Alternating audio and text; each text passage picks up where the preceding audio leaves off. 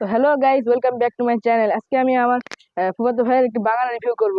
আমি এই বাগান দেখার জন্য সেই বগুড়া থেকে জয়পুরহাটে এসেছি। তো বেশি কথা না বলে চলুন শুরু করা যাক।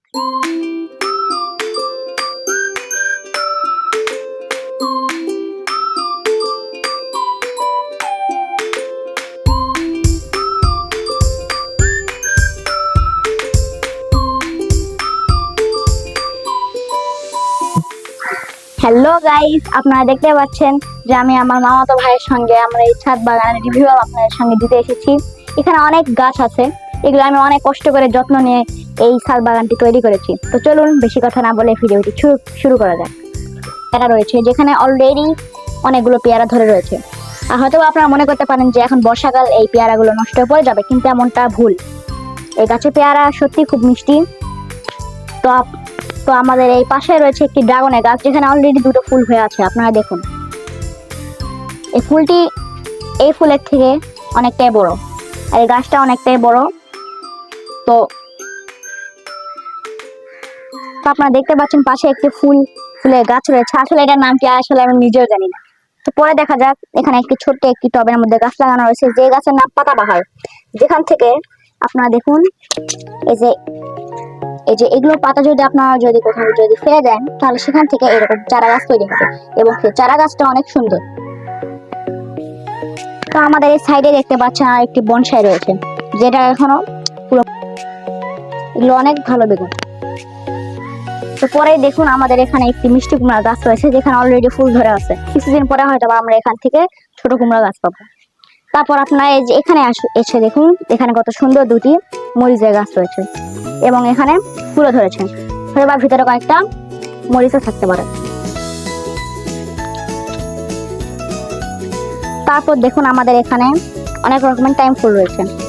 একটি আজ রয়েছে হচ্ছে হলুদ, আর একটি রয়েছে গোলাপি। তারপর এখানে দেখুন, আমাদের পাশে রয়েছে নয়নতারা গাছ, সাদা। আমাদের এখানে আরো অনেক ভ্যারাইটি আছে। পরে দেখুন অ্যালোভেরা গাছ, যেটা কম বেশি সবার বাসায় রয়েছে। তারপরে এখানে দেখুন, আপনাদেরকে যেহেতু বললাম যে আমাদের কাছে 3টা ভ্যারাইটি রয়েছে, এই দেখুন। তাই একটি হচ্ছে গোলাপি, মাঝখানে একটু লাল, মাঝখানে। তারপর আপনারা দেখতে পাচ্ছেন হলুদ শাকসবজি, পুঁই শাক, যেটা আমরা কম বেশি সবাই খেয়েছি এবং খুবই মজাও লাগে খেতে। তারপর যে দেখুন, আমাদের কাছে আরেকটি ভ্যারাইটি রয়েছে, সেটা হচ্ছে নয়নতারা লাল শাক। এটা অনেক সুন্দর। তারপর এখানে আরেকটি গাছ রয়েছে, যে গাছটা সম্পর্কে আসলে আমি খুব একটা ডিটেলস পাইনি। তারপরে আপনাদেরকে আমি যতটুকুই বলবো যে এরা যখন ফুল হয়, ফুল যখন পরে যায়, শুকনো শুকনো থাকে, চাউলের মতো অনেকটা দেখতে। মূলত যদি আপনারা ছিলে ওর মধ্যে থেকে, তাহলে একটা বিচি পাওয়া যায়, যা মাটির মধ্যে রোপণ করলেই চারা গাছ তৈরি হবে। এবং পরে দেখুন নয়নতারা গাছ রয়েছে, এটা আমরা একটু ছাঁটাই করে একটু বনসাইয়ের আকৃতি দিতে চাইছি, কিন্তু এটা অনেক ঝাপু ঝুপু হয়ে গেল, তা সুন্দর দেখাচ্ছে।